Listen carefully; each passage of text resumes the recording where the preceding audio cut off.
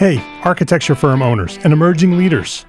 Get ready for unparalleled insight into the development of a world-class architecture firm and a worldwide organization driving the digital transformation of the design and construction industry. With Build Smart, the podcast that's changing how our profession operates. We share the incredible stories behind innovation in the building industry with my friend and co-host, Patrick McLeamy, FAIA, former CEO of the international architecture firm, HOK. You know, Yamasaki's office or firm lasted during his lifetime. And when he passed away, I think that was the end of the Yamasaki office. Helmut did not want that. He wanted a firm that would live out and grow beyond the founders. In Season 1, discover the untold stories behind HOK's meteoric rise, from 150 employees in St. Louis to a powerhouse with over 1,900 staff members and 27 offices worldwide. You know, they weren't as polite as the Kojima people. That was just boom. And anytime you have a creditor, whether it's Kojima or the bank, that wants their money, unless you can raise money someplace else, you are out of business. Bankrupt. And hold on tight for Season 2, where Patrick takes us on a new adventure as chairman of Building Smart International, shaping the future of digital transformation in the design, construction, and operation of built assets. Ian Howell, Ken Harold, and I, Ken was my technical representative from HOK. The three of us took a tour of Europe of 5 cities in 5 days. Very busy time. Simply follow the link in the show notes to subscribe to Build Smart now and uncover lessons that will transform you and your architecture firm.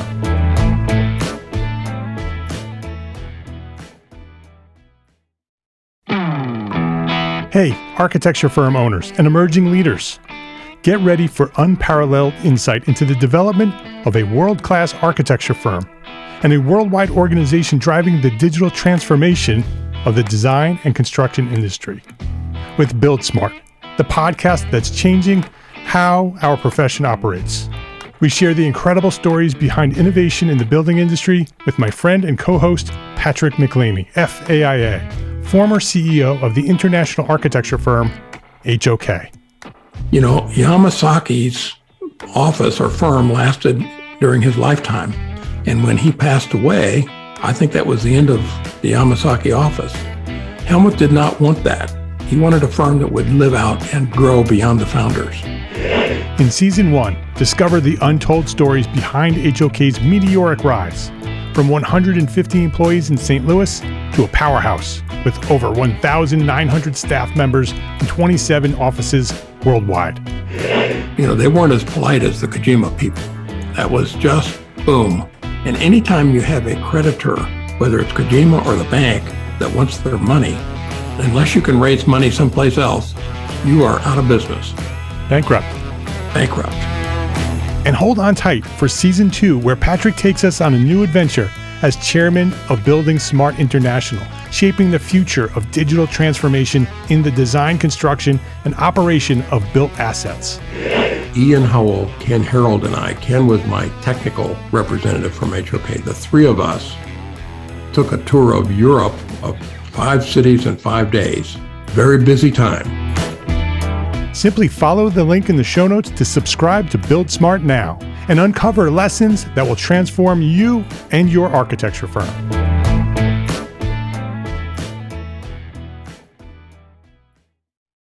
EntreArchitect membership has monthly training, unlimited access to all our business resources, and a private member forum with hundreds of entrepreneur architects just like you. Everything you need to build a better business is available now at EntreArchitect.com. My name is Mark R. LePage, and you are listening to EntreArchitect Podcast, where I speak with inspiring, passionate people who share their knowledge and expertise, all to help you build a better business as a small firm entrepreneur architect. This is episode 258, and this week I'm with my friend Halelly Azulay, and we're talking about how to live a more fulfilling life by working from your greatest strengths.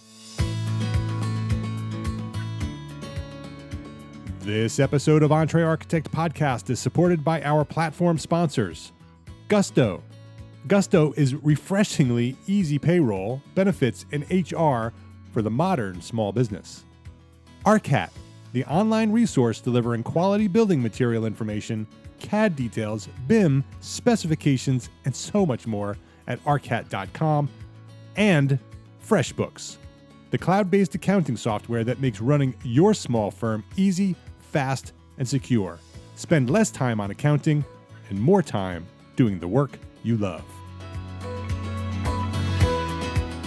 Halelly, Azulay, welcome back to EntreArchitect Podcast. Thanks so much, Mark. I'm really happy to be back. Yeah, this is going to be fun. You were here not too long ago, episode 236. I think it was back in September of 2018. We were talking about networking at the time. That's a great episode. So go back to that if you're interested in learning about how to build a network without feeling icky. That was the title, Without Feeling Icky. If you are sort of uncomfortable about networking, that was an excellent episode. Really powerful. We got a lot of feedback from that. And that's why I invited Halelly back here to the show. If you don't know, if you haven't listened to that episode, if you don't know who Halelly is, let me let you know who that Halelly is. Halelly Azulay is an author, speaker, facilitator, and leadership development strategist, and an expert in leadership, communication skills, and emotional intelligence. She's the author of 2 books, Employee Development on a Shoestring and Strength to Strength, how working from your strengths can help you lead a more fulfilling life, which we're going to try to dive into today because it's 2 of my favorite topics, fulfilling life. I love that. And strengths. Yeah. I love the whole concept, the whole idea, the whole study on strength. So this is going to be fun. Her books, her workshops, and her retreats build on her 20 plus years of professional experience in communication and leadership development. She's the president of Talent Grow, a consulting company she founded in 2006 to develop leaders and teams, especially for enterprises experiencing explosive growth or expansion. She also publishes a blog and a weekly leadership podcast called The Talent Grow Show. So go check that out. We have a link to that on the show notes. You can go to EntreArchitect.com/episode 258 for the links to everything. So, Halelly, we already went through your origin story. We know where you came from. We know what inspired you to do what you're doing today. So they can go back to episode 236 to learn all about your early days. Today, I want to dive right into strengths because I love this topic and I think this is going to be a lot of fun. Let's start with sort of some basics. What does that mean to live a more fulfilling life by working from your greatest strengths? What does that mean, and how do we get there? Yeah, and I feel like I want to define strengths first. Okay? Because it's not like it seems really obvious, but sometimes people conflate it with a couple of other words like talent, and passion, and skills, and these are all slightly different things. So the way that I like to define strength comes from a definition that I didn't come up with, but I agree with, that was written by Marcus Buckingham, who some people say is the father of the strengths movement. And he said that a strength is talent plus knowledge plus skill. So if you think about that, break it down. Every one of us has innate talents, right? Patterns of thought, feelings, or behaviors that cannot be learned, that we're born with.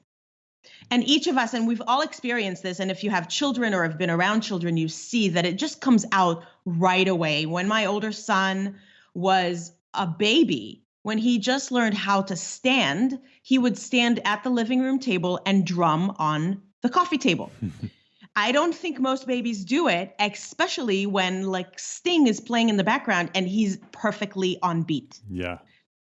So that's a talent. He is talented musically and he was born with it. We didn't teach him. He wasn't watching YouTube videos of how to drum on coffee tables. But that's one thing. But the other thing is knowledge and skills. So if you want to be, let's say, a professional drummer, to just follow that through, well, you do need to know technique. You need to know how to read notes if you want to be serious. And that's something that you have to learn. You don't come born with it. And also skill is something that you develop through practice, through mindful practice. And all of us know that there are certain things that we're naturally good at, but it only takes us to a certain point. And after that, we're not that excellent at it compared to other people because we never tried to really hone that by practicing, by increasing our knowledge. So strength is talent plus knowledge plus skills. So when you put that package together, then you kind of need, if you take out talent from the equation, and I for example, I bet I could be an excellent accountant because I could learn, I'm smart enough, I could learn accounting techniques. I could really study it, and then I could practice it until my eyes bleed, and I could become quite competent at being an accountant. Right. But I will give you a secret. If you want me to die a slow and painful death, you make me be an accountant, because there isn't many things that I hated more when I learned them, or when you exposed me to thinking about them than accounting. Well, you're getting, I guarantee you're getting lots of acknowledgement from our listeners right now. These small firm architects are shaking their heads and saying, yes, amen. Right. So so I could hide under a rock and never touch it. Or I could develop some skill and knowledge so that I can be good enough, competent enough to do what I need to. And we can talk about this more later. As a business owner, you might be able to outsource this altogether so that you don't have to touch it. And you just know enough to know that if it's working or not working or whatever, but you don't want to know more about it. That's how I take it. But it's not a strength, and it will never be a strength. So if I try to incorporate a lot of things into my work that are not tapping into my strengths, I am not going to be able to live a fulfilling life, right? If you think about that, if I chose that as a profession because someone told me, you make good money as an accountant, it's a really solid profession, it's really respectable, you will never be hungry for work. It's a lot more, it's a lot easier than accounting, than architecture, or, whatever it is, or drumming or whatever. Fine, I could try to do it, but I won't be happy. Because I'm not tapping into something that is also an innate talent. So talent plus knowledge plus skills. Because and I tell you, my son, he might not like that I'll give this example, but we'll take it forward. He's 21. He's 21 now.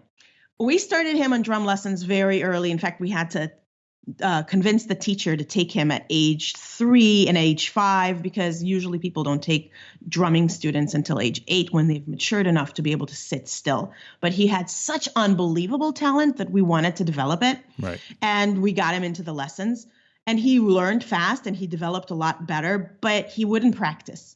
He didn't like to practice. And after a while, we were like, okay, we're throwing away money. You need to practice for us to keep giving you these lessons, or else we're not going to be able to benefit from them. And ultimately, he chose, we allowed, we weren't tiger parents enough that we let him drop out. We said, we're not, you're not practicing, you're done. Yeah. And he didn't continue taking lessons. He started taking lessons again when he turned 18, and he chose to. And even then, he didn't practice. That's just something in his personality we can talk about on another, maybe our third show. Why do people do this? But he's awesome. He's so super talented. But, for it to be a strength and for him to live a fulfilling life as a drummer, he can't just go on talent.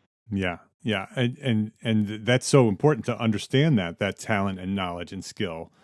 Because I think there are a lot of architects out there that sort of are struggling and not too happy and don't know why. And maybe it's because architecture is not your strength, and maybe there's something in the profession that you can tap into and not have to leave the profession, but be much happier, have a much more fulfilling life, because maybe the design of architecture, or putting together architectural drawings, or working with clients, or, I could tell you that my wife, my partner, who's an architect as well, hates communicating with clients. Just completely hates it, because that's not one of her strengths. Her strength is design. She can sit there and she can design the most beautiful architecture in the world. But when she has to communicate that to a client, she hates it.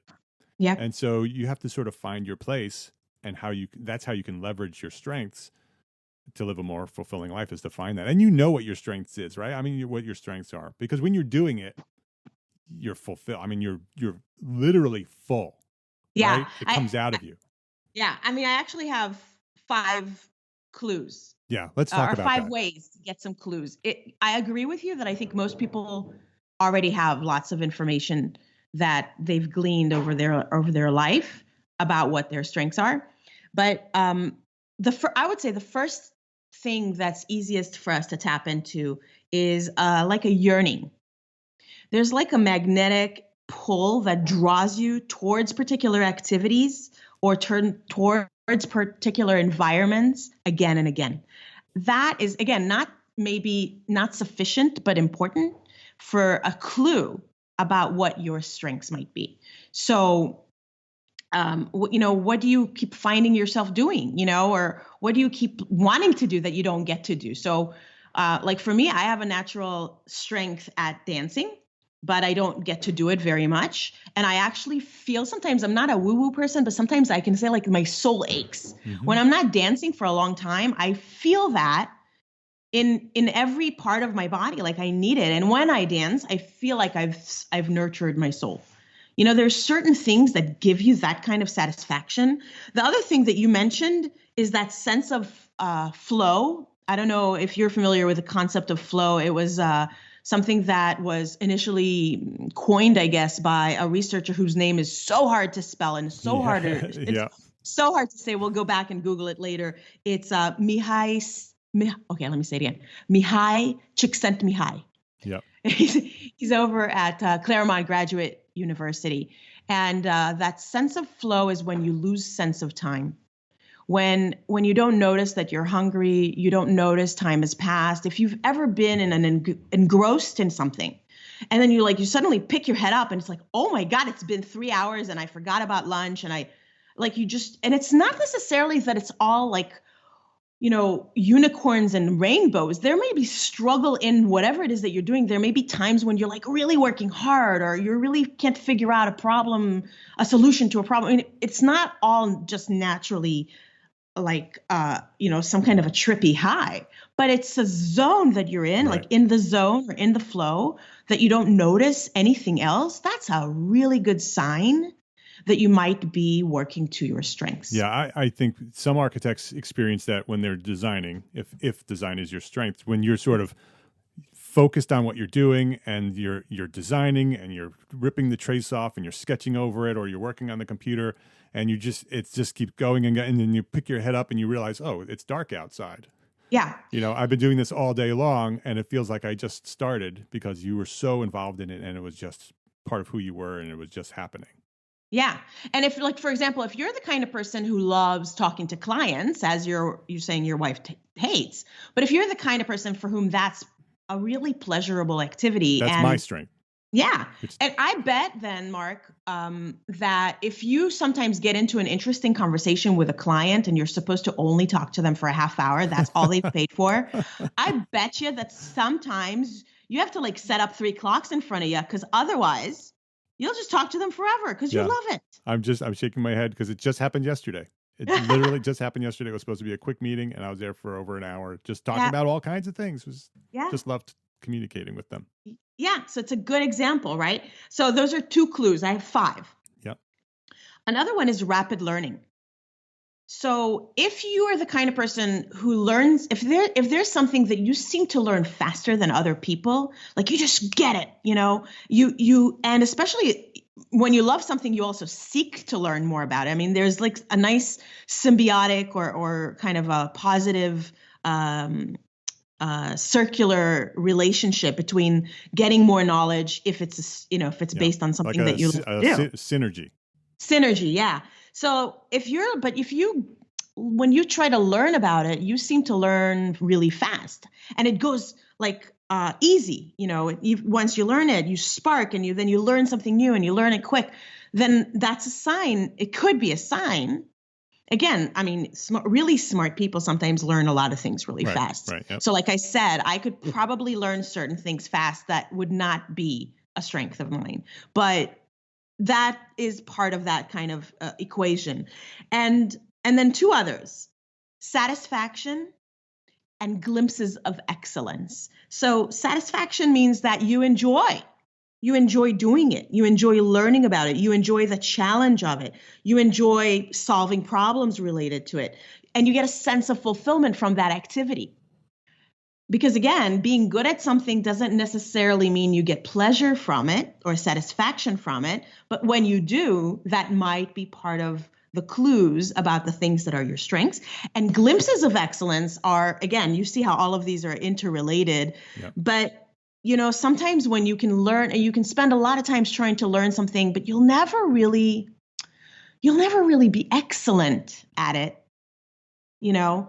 But when you are working from your strengths and you work hard to learn something and develop your skills, then a lot of times you kind of leap forward faster and farther than other people who try to do it. Yeah. And this, I think, is also where there is a clue to why people who promote working to your strengths, like I do, say that if you really want to do great work and to be happy and fulfilled, you need to have that excellence, in my opinion. You need to have that excellence in the equation, because if you just do things because you can learn them and you can become really good at them, I think that when you're not working to your strengths, there's a cap to how good you can possibly become. And that is not you, especially as a business owner. If you want to differentiate yourself, you're capped. That's not a good story. Yeah. Yeah. Does the excellence sort of tie back to the definition of strength with talent, knowledge, and skills? That excellence is sort of the equation, right? That's the other end of that. That when you have talent and knowledge and skills, it equals excellence. Yeah, I think so. Because again, like think about the drummer experience. You can be so naturally talented, but if you put him in a lineup to audition for something and he's up against people who spent more time practicing and more time learning, maybe they have equal natural strength, natural talent. This is where we fall into that trap of using the word interchangeably. Right. It's not the same. Yep. You're capped. But also, if you don't have that talent, you can study and practice. But the person who has all three is going to pass you. Yeah. Yeah. I experienced that when I interview for a new project. Because I've been doing it for a long time. I've developed the system. I'm really good at it. I have a talent for connecting with people. I have the knowledge over time. I've developed these systems. I have the skills by practicing it over and over again. And so I would have these meetings, and when I leave the meeting, I have that glimpse of excellence. I have that feeling inside me that says, wow, that went really well, and I'm really good at that. That happens to me often. When I leave those meetings, that thought in my mind, that phrase, I'm really good at that, pops into my head all the time. And I say, I need to do more of that. Okay. So I bet that everyone listening has had, I'm hoping, I'll be optimistic. I'm hoping that everyone listening has at least experienced that at some point in their life. And I hope for everyone who's listening that they've experienced it recently. And what I'm trying to promote here is that more of us experience that more often in our work. Because And so I would say if you ever experience, like you just said, I'm really good at that, I really feel this, you should write that down somewhere. This is like an actionable tip for me. Yep. Keep a journal or keep track. If you're trying to increase your ability to work from your strengths, then keep track of when the clues pop up, when they pop into consciousness like that. And you got that little voice inside of you that says, I feel good. This is great. I feel excellent. I was good at that. When you have that feeling, you need to write that down. And in fact, take some time either in the moment or a little bit later, but not a lot later, to try to actually dig into like even more specifics. Like, excuse me, like, okay, what specifically do I feel in my body? Yeah. And what's causing that feeling? Yeah. Yeah. Like try to kind of deconstruct the outcome that you're experiencing, which is like your body's serving you that final, therefore you should do this more often, because that's what your body's serving you. It's serving you a hit of dopamine. Yeah. It's serving you a hit of oxytocin. It's serving you feel-good chemicals, because your body is designed to keep you doing what you should be doing, right, and stay away from the things you shouldn't. So when you do something that makes you feel disgusted, repelled, annoyed, depressed, like your body's going to serve you chemical signs that say, don't touch the hot stove, go away, right? So if we tap into that, then that's fine. But if you can try to deconstruct rationally, okay, what about this? Then you can repeat, right? You can repeat the things you should be repeating if you try to drill into why are you feeling this way. So that's a big tip that I can give people who are trying to figure out, like, what is it for me? We'll be right back to our conversation after this quick break to say thank you to our platform sponsors at EntreArchitect: Gusto, ARCAT, and FreshBooks. Payroll and benefits are hard, especially when you're a small business. You don't have time to be an expert in things like taxes and regulations. And old school payroll providers, they just don't get it. They aren't built for the way that we work today. Gusto is making payroll, benefits, and HR easy for small businesses. They're different. Modern technology does the heavy lifting, so it's easy for you to get things right. You no longer have to be a big company to get the great technology, those great benefits, and the great service for your team. To help support this show, the EntreArchitect podcast, Gusto is offering our listeners an exclusive limited time deal. Sign up today and you'll get 3 months free. Once you run your first payroll, just go to EntreArchitect.com/gusto and claim your free 3 months of payroll processing today. EntreArchitect.com/gusto. For years, when I needed information on manufacturers' products, I headed straight to Google. Then I sifted through the hundreds of results to find the one or two that might be the link to the product that I'm looking for. And more often than not, the link was not what I was seeking. It was outdated or didn't meet my requirements, so I went back to the search engine and started all over again. And this could take all afternoon to find the 2 or 3 products that I need. Does this sound familiar? I know you've done this. There is a better way. It's called ARCAT. ARCAT.com, ARCAT.com. Find what you're looking for in seconds. Building product information, BIM, CAD, and custom specifications using their exclusive tool, SpecWizard. So make ARCAT part of your efficient project workflow. Just type in EntreArchitect.com/ARCAT in the internet browser and add that to your favorites. Just click that little favorites button, make ARCAT your favorites, and then visit ARCAT for every project. Make it part of your workflow. Find what you need fast and make more money on every project. EntreArchitect.com/ARCAT. That's EntreArchitect.com/ARCAT. FreshBooks makes it simple to send invoices, post your expenses automatically, track your time for your whole team, by project, and get organized with reports, communication, and notifications. Getting started with FreshBooks is ridiculously easy.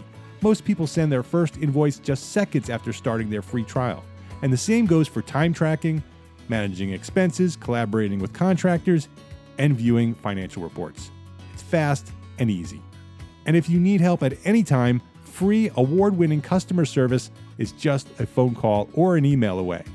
And if you ever have second thoughts, don't worry. On top of our free trial here for EntreArchitect listeners, you get a 30-day money-back guarantee so you don't ever have to worry about choosing FreshBooks. So give FreshBooks a try. Try it free for 30 days. Just visit EntreArchitect.com/FreshBooks and then let them know that we sent you by sharing EntreArchitect in the How Did You Hear About Us section. That's EntreArchitect.com/FreshBooks to access your free, unlimited 30-day trial. Gusto, ARCAT, and FreshBooks. Please visit our platform sponsors today and thank them for supporting you, the EntreArchitect community. But I want to ask you, let's drill into you, because you just said, I just felt this. Yeah. So should we do that exercise? Absolutely. Yeah, I'm happy to do that. Let's do it together. Yeah. All right. So okay, well, what did you feel? I feel happy, for one. I feel joy that I respond very well with positive recognition and positive support from other people. That when I get positive feedback, I say this all the time on the show, and I write it all the time in the Facebook group, that when someone acknowledges the work that I do is helping them, which is the key. It has to help someone else. When I do that, it's fuel for me. And I love using that word, that it's fuel. It's the thing that keeps me going. It's the thing that energizes me. If I'm the engine, that positive recognition that I'm doing something good for someone else so they can thrive, which is what the entire EntreArchitect platform is built on. That's fuel for me. It makes me want to do more. It makes me want to grow it. It makes me want to share it with more people, to impact the entire profession, because someone said, you helped me get somewhere beyond where I am now. And so that's the feeling I get when I go to a client's house and I have this initial meeting, and that initial meeting is critical. It's not the end. It's not the final meeting when I'm walking through the house. I like that too. And I get the acknowledgement and the recognition from the architecture that we've designed. But that first meeting, when someone's coming to me with a problem and their life is messed up because something in their architecture is not right, and I could walk through that meeting with them and I could show them what's wrong. Why is that feeling that you're having, or that experience that you're experiencing, is being caused by the way you're living through the architecture that you're living within. And the light bulbs go off in them. And when those light bulbs go off, then they acknowledge, that's amazing. How did you know that? You're going to change my life. And that's how we get the job, because they say, well, this guy knows what he's talking about. But that's why I get that feeling. When I leave, I've changed someone's life. I've made it. I made a difference. Yeah. You know what I really like? You're very self-aware, Mark. So this is cool. Some people don't even have, like, what you just described is probably not something that you came up with overnight. It took a lot of self-reflection and introspection on your part. I'm guessing. Yeah. This is what I see in people that are following their passion. It's often been rather than just falling into it with serendipity, it's pursuing it with intention. But you've created a distinction that's really refined between two things that are happening there, and figured out which of those two things is the one you specifically seek for fuel. Because you described a light bulb, and then you described the acknowledgement of your creating the light bulb. And the thing that gives you fuel, you said, was them acknowledging it, them feeling grateful and expressing their gratitude to you, their appreciation for you turning on a light bulb for them through your knowledge and the service that you can provide. And some people, this is so important for us each to think about ourselves. We're different. For some people, the light bulb is enough. Right. And the gratitude or the expression, they don't mind it. Yeah. But it's not that they're going to be lacking fuel if they can observe the light bulb, that fuels them. Right. And that's all they need. Yeah, the dopamine hit that you talked about, which I'm just making that connection, that the dopamine is the fuel. Right? Mm-hmm. That's the thing that's firing off in my brain that makes me feel good, that I call fuel. It's actually a chemical in my brain saying, when you do that, you feel good. Yes. And your brain literally makes your body feel good. That's right. And so for some people, extending the knowledge, that step where I'm sharing my knowledge, is the fuel. Yes. That when they give away, that's when the dopamine hits for them. For me, giving away is just the first step. It's when I give away and I get that acknowledgement back, the dopamine hits me. Yes. And so that's the trigger of the so strength. Those are two different things, right? Yeah. And then you have people for whom it's more like going on a property and being able to just sort of see in their mind's eye what can be there. Yeah. And that probably for them is like the greatest hit. And telling the customer about it or not telling the customer about Doesn't matter. Is secondary. Yeah. Yeah. Yeah. I love this because I think people can sort of go through their day. And I love the idea of the journal, because that not only helps you sort of deconstruct the feeling to sort of do what we just did and to learn why these fuel moments happen, but also now you can see patterns, because if you do it every time it happens, you can go back to your journal, which is, I'm assuming, why you suggested this, is that you go back to your journal and you can say, oh, that's a hit, that's a hit, that's a hit. What's in common here? Oh, that's a strength. Yeah. And I think that although it's kind of depressing, you should journal the opposite too. Yeah. You know, there's certain things that you're kind of ambivalent to. I mean, look, some opponents of the strength movement say that it's Pollyanna-ish to want us to, like, well, yes, and we're going to be dancing in the rainbow and only working to our strengths, and that's not reality, and life is tough, and like, I know, and we all have drudge work that we have to do, and there's certain parts of my job that I don't really enjoy. But here's the thing, like, what portion of your daily existence is in one bucket or another? And I think there are 3 buckets. There's the dopamine hit fueling strength bucket. Yeah. There's the sort of, okay, gotta do it. It's all right. I don't love it, or I don't hate it. It's okay. Which is probably the bulk of your day. Probably a lot of your work. Yeah. It doesn't like throw you into depression, but you're like, okay, fine. It's all right. And then there's these things that like, you feel like crap after you have to do it, or when you're doing it. It drains you of energy. It's the opposite of fuel. Right. It repels you. It sends those chemical hits that say, threat, alert, red flag, go away. You get those, and you get those from your brain.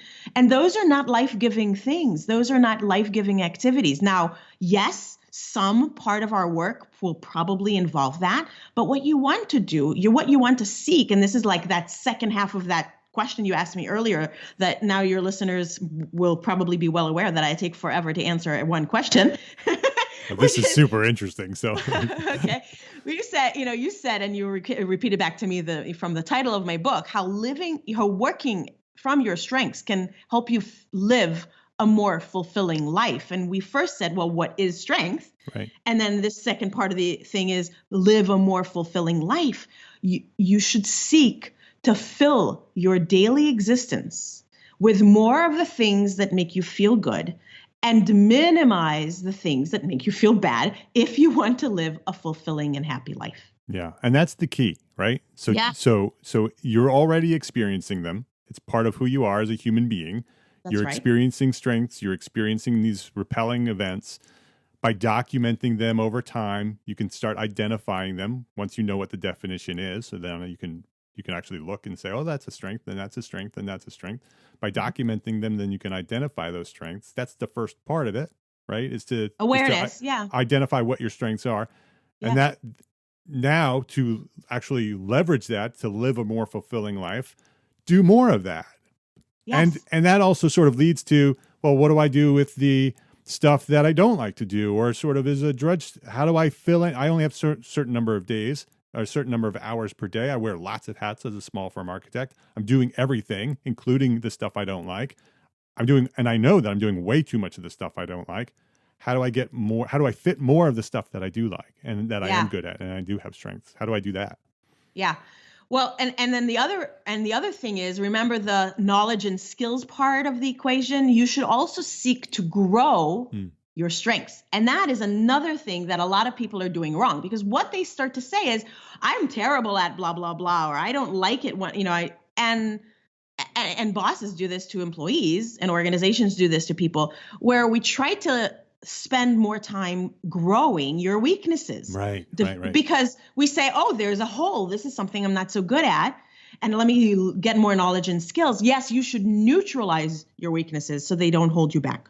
And you should probably develop more knowledge and skills enough so that they can become neutralized from being a weakness to being more of that ho-hum, or outsource it and grow your strengths. So you don't want to just be naturally great at it and never develop it. You want to keep actually like put more fuel in the fire. Like you want to grow your skills. So as a small business, and I myself own a small business, so I can tell you, I definitely wear hats that don't play to my strengths. So sometimes you say, okay, well, there are seasons in life, right? So if you think one thing that can help is to just kind of take, there's a word that somebody used recently that I want to use and it's not coming to my mind, altitude. Okay, so do an altitude exercise and step way up above where you are right now, out of the weeds, out of like seeing the trees, but seeing the forest. Move up to the 30,000 foot mark. Yes. Look down at your life from an airplane. And then you say, okay, what is my purpose with what I'm building? and where am I trying to go? Because sometimes that can give you the ability to sustain or withstand the period of time when you're saying, I'm not only working to my strengths, and that's because I'm at the stage where I don't have enough capital to outsource all the things I ought to be outsourcing. But I am working to make that the reality, and I have a plan, and make a plan for how, whatever, 1 year in the future, 5 years in the future. I know, Mark, you probably do this with your coaching clients. Yeah, yes. You help them make a plan to see that it's not going to be like this forever. And so you're serving the longer term goal with some drudgery, and that allows you to be strong enough to handle it. Or to just, when you have those moments when you're like, yuck, you're like, yes, but I'm building this now because I know I'm going to let go of this part later. And then just, roll up your sleeves, get into the muckety muck and do it.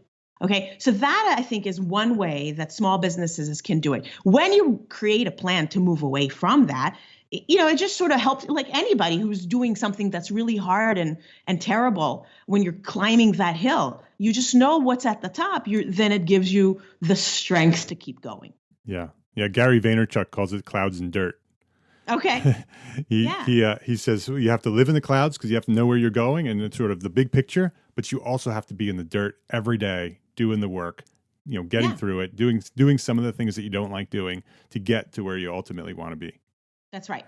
And have a plan. And then, how do you scale up? There's so many, I'm sure you have so many other episodes where you talk about, what are some of the ways that you can make smart plans to let go of certain things in order to grow, right? Yep. Because if you just keep doing the same thing you're doing now, it'll never change. Right. Small victories, incremental progress. Yeah, or even small investments. So sometimes it's really scary to hire an assistant for something when you don't have a lot of money coming in, but you know that that's the only way it'll free you up to do what you're excellent at, what only you can do. Have you been listening to my meetings? I'm right there right now with that specific position. Well, I listen to my clients and it's very similar, unfortunately or fortunately, whatever. Humans struggle like this, and business owners struggle like this, and leaders struggle like this. And the struggle is part of life.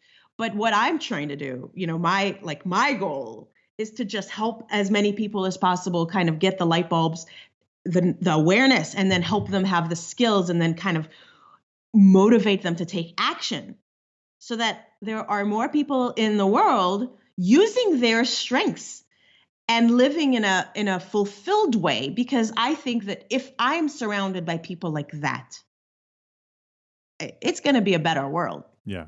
And if you've built a business or an architecture firm filled with people who are living to their greatest strengths. Mm-hmm. So when you hire an assistant or you bring on a partner or you bring on a new project manager, that person is most likely going to take over one of the things that you don't like doing. One of those things that pull the energy from you, which now creates a void for you to fill and grow your strengths.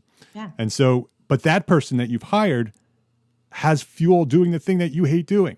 Yes. And so now they're fulfilled and they're bringing strength and more to the culture of your firm. And then you hire another person to fill another strength that you and that other person don't like to do. And now you have a third person doing something that needs to be done, but they're being fulfilled with that strength. And so that's the key, is to identify what your strength is, then put in people in the positions to thrive with their strengths to fill the voids of the things that you don't want to do, so you can grow your strength. Exactly. And the counterpart to that is when we fall into the trap of hiring people who are just like us. Right. Like we can, because I can connect with them because you speak my language. Like, this is cool. Like you and I, Mark, I think we have a lot of things in common. Yeah. Which is why we find ourselves in podcasting world, right? Like there's certain things we enjoy. But if if everyone around me was just like me, clones of me, all of us would hate the stuff and no one would want to do it that needs getting done. But if I hired someone, but this means I have to be aware enough to say, well, I don't connect and click with this person as if we're twins, but I really appreciate them and we can get along, but I'm going to let them do them, and I'm going to let them work to their strengths and encourage them and craft their job so that it's more of the things that are their strengths and less of the things that are not. And I'm going to stop trying to morph them into be more like me and let them be more like them and morph their job to suit them. And if I can hire people in that way and divide up the work in that way so that I'm not arbitrarily, and this is the problem in bigger organizations. In smaller organizations, the cool thing is that you really can craft jobs in a very flexible way. In bigger organizations, and we've all been probably in that situation where, there's a job description and part of it fits and part of it isn't a fit. Or larger organizations struggle with the ability to be flexible, to say, you know what, we're going to change your job description now that I understand who you are. And you're going to just do those parts, that are sort of like the fuel bucket and the ho-hum bucket, and take away these like draining things from you. Yeah. And we're going to reshape that, and we're going to find somebody to do those who loves to do that, or for whom it's more of a ho-hum thing. Right. And as a business owner, as an entrepreneur architect who owns an architecture firm, who's the leader, that's part of your job, is to create that environment, to encourage that culture of growth, of whatever that strength is that person has. It's your job to create the environment to allow that person to grow. Even if it's something that you don't like to do, it's your job to make sure that they have the resources, they have the encouragement, they have the support to grow their strength. Yeah. And, as a smart business owner, of course, you have to make sure that there's, if you think of a Venn diagram, their strengths should overlap with your needs for your business, right? Mm-hmm. Like, we're not in a nonprofit charity here to just grow people and spend money or time growing people in directions that don't sustain and support our business and our business goals. But if you find people where there is an overlap between the things that need doing and the things they love to do, the thing that gives them joy, the thing that is their strength, and then you grow them in that, it's a win-win. Because the other part we haven't talked about necessarily, but it leads naturally to it, is think about, how does a person work when they're working to their strengths versus how does a person work when they're working from something that's just sort of tolerable, versus how does a person work when they have to do things for a great period of time that they absolutely despise. And if you think about how we show up with the quality, how we show up with our energy, how much we're likely to go above and beyond, how much we're going to stick to something that's hard to do, how much we're going to go for excellence rather than accept mediocrity, all of the things that we seek in our own work and for your firm, the things that will give your clients what they seek when they pay for your work, all of those things are fueled by strengths and drained by weaknesses. Exactly. Yeah. I think there are a lot of people right now listening who are listening to us talk, and things are starting to click in their mind, and they're realizing, these are my strengths. This is what makes me happy. This is what makes me sad. And I know for years I've been thinking, I need to hire that person. I need to hire that person. I need to create that partnership with that person that I've already identified. It's scary, and there's lots of fear involved. I'm challenging you right now to take that first step, to make the commitment right now, because right now you're hearing Halelly and I talk about this, and you're enthusiastic about it, and you're encouraged about it, and so make it happen right now. Take the first step toward that. Call that person, or put it on your calendar that on this date you're going to write the role description for that position that that needs to be filled. But make that commitment now and take that first step so it happens. Nice. I like that a lot. Yeah. And then write Mark a thank you note, because then he gets his dopamine hit. And then EntreArchitect continues to grow. Write him a review on iTunes. Yeah, no doubt. That's the way. And the entire EntreArchitect. Everybody's heard me say this. The entire EntreArchitect platform was born that way from encouragement from people saying this needs to exist, and you're the guy to make this exist. And then as it's grown because people have acknowledged the fact that it's important in our profession and that it keeps growing. And so I just keep pouring my fuel back into this platform. And so it's exciting. And it's exciting to talk to you, Halelly, because it lights me back up. It reminds me of why I'm doing what I'm doing. And I told you that I liked these two subjects of fulfillment and strengths. And I think this was a fantastic conversation. So thanks for coming here and inspiring people to start to focus on their strengths. And probably even more important than focusing on their strengths is to acknowledge their weaknesses and find a way to remove that from your life so you can have a more fulfilling life filled with the things that you do love to do, that you have strength for. So thank you for that. You're so welcome, Mark. It's my pleasure. And, as a person who's my life revolves around developing leaders, and we've been talking about hiring people and helping them work to their strengths. I would just put get on my soapbox about how to be a good leader and just ask people listening also that, as you're developing this awareness, and we suggested you journal and you think about this, engage your employees in these kinds of conversations. If you want people that will go through hell and fire for and however you say that, go through fire for you.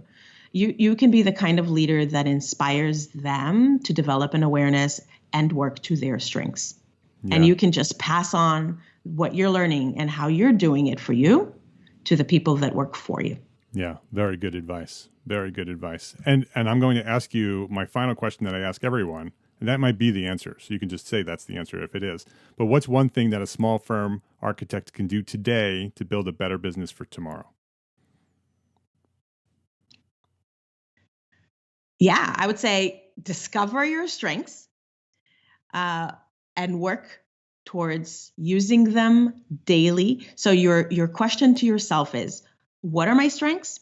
And then the second question is, do I get to use these strengths every day at work? And now notice I didn't say every day, all day. Yeah. But they should be showing up every day. And if they're not, even for little glimpses while you're in the dirt, like Gary V says, in the dirt, there should be tiny little sparks of dopamine here and there to keep you alive, to keep you fueled. And if you don't have that, you must rework your formula. Yeah, that's awesome. That's awesome. How can people reach out to you to say thank you? And if they do need some help doing this to sort of get through this is what you do. So how can people reach out to you and contact you to say, hey, I would love to talk to you? Actually, the person who connected us was Earl Parson, one of our members, one of my good friends, a longtime EntreArchitect member, is also one of your clients. And so how can they reach out to you and ask that question? And I'll just make sure you know that he's not a client of mine. He's actually just a mastermind partner of mine. Oh, okay. Earl and I Okay. Earl and I just sort of help each other grow our businesses even better. Our good friends. Yeah, I love Earl. Okay. Well, my company is Talent Grow. My website is talentgrow.com. This is where I can be reached. My email address is halelly@talentgrow.com. Halelly is Halelly. And I am on social media at Halelly Azulay on Twitter, on Instagram. I'm on LinkedIn. I love to connect with people on LinkedIn. And I have a book that is called Strength to Strength that I sell from my website. And if they're interested, it's a short book and it has a lot of actionable worksheets and things in it to help people actually work through this kind of thinking to help make it into a reality. So if you're interested, you can buy that. All right. Absolutely. We'll have links to everything that you just mentioned, Halelly, including the link to the book. So we'll have a direct link right to the book at EntreArchitect.com/episode 258. So they could just link there and we'll find everything. Halelly Azulay will be there. And I would love to connect. Yeah. So, Halelly, thank you very much for sharing your knowledge. This has been fantastic. I really enjoyed this conversation. Thanks for sharing your knowledge with the EntreArchitect community. Thank you so much for inviting me. I've enjoyed it as well, and I'll be happy to come back over and over until you're sick of me. Okay. Well, I'd love to have you back because I love talking to you. So we'll look forward to the future. Thanks, Mark. That was episode 258. Episode 258. That's the link to share, EntreArchitect.com/episode 258. This podcast grows every week because you are sharing that link, EntreArchitect.com/episode 258. Every time I hear about an architect who doesn't know about the EntreArchitect podcast, I'm honestly surprised. By now, since we launched this back in 2012, the entire world should know about EntreArchitect podcast because every week you're sharing that link. It's EntreArchitect.com/episode 258. And while you're there, while you're clicking away at that keyboard, I have another place for you to go. Don't tell anybody. It's a secret. Halelly, after our conversation today, she sent me a free gift for you, for anybody who's listening, but only to the people who are listening to this episode. It's at talentgrow.com/EntreArchitect. It's a downloadable worksheet. It's called Strength to Strength Activity Worksheet, and it will help you to identify your unique strengths and how to leverage them to live a more fulfilling life. It's right there on the paper, so you can go grab it right now. It's free right now at talentgrow.com/EntreArchitect. Go grab it. An EntreArchitect membership. Are you a member of EntreArchitect yet? Are you a member of EntreArchitect membership? No? Why? That's insane. Why would you not be a member of the EntreArchitect membership? There's a new masterclass expert training webinar every month. Every month we have a new expert come in and train us on something that we don't know yet. And they're really good training sessions. So every month we do that, and you get access to the entire archive of training sessions. And now there's more than 40 of them covering topics for architects in business, leadership, and life. And you access all our business resources, including the world famous hybrid proposal and our EntreArchitect Foundations documents. That's 50 business forms and templates and checklists and all the things you need to run your business. It's there in the Foundations documents. Those are all free inside the membership. Access to all our digital courses, including the Get Focused Productivity course designed specifically for architects, and an invitation to join our private EntreArchitect member forum powered by Slack. So you get training, resources, and a private community with hundreds of entrepreneur architects just like you. That is the EntreArchitect membership. And why are you not a member yet? Join hundreds of your fellow entrepreneur architects and me inside EntreArchitect membership right now. Gain full instant access at EntreArchitect.com. Right there on the homepage, EntreArchitect.com. Click the enroll button and come hang out with us inside the member forum and grab all those good stuff and the monthly training sessions at EntreArchitect.com. My name is Mark Arlepage, and I'm an entrepreneur architect, and I encourage you to build a better business so you can be a better architect. That's the whole point. Build a better business, be a better architect. That's how it works. Build a better business. Then you become a better architect. You have the time, the resources, the freedom. You know how that works? Right now you're sort of struggling and you're stressed and nothing's really working the way you really wanted it to work from the very beginning. It's because you don't have a better business.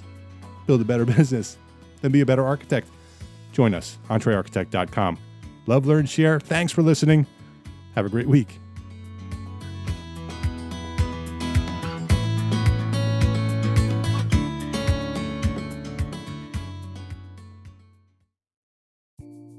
Imagine earning continuing education credits while doing exactly what you're doing right now.